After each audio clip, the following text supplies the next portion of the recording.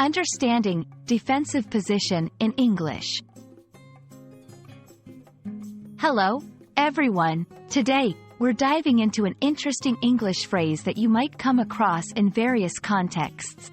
Defensive position. Understanding this phrase is crucial for both everyday conversations and professional communication.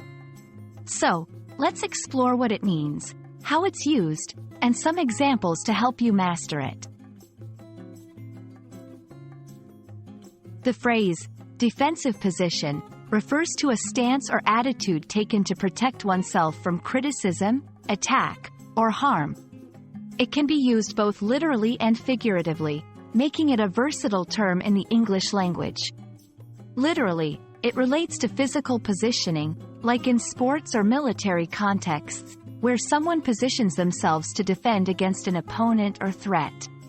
Figuratively, it describes a mental or emotional stance where a person becomes guarded or protective in response to potential criticism or conflict.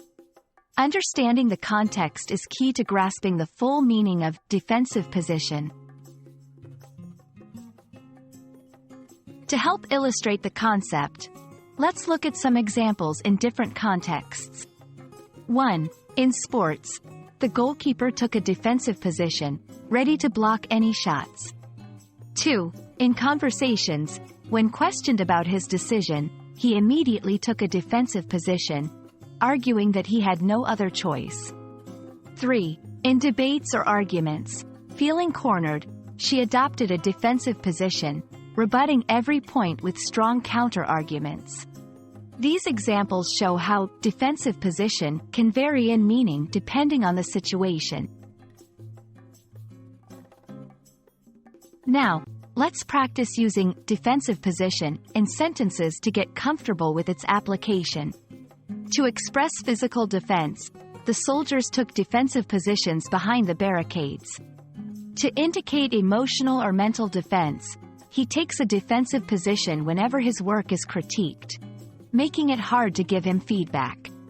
Practicing with sentences like these will help you become more fluent in using defensive position appropriately. Understanding phrases like defensive position enriches your English vocabulary and improves your ability to communicate effectively in diverse situations.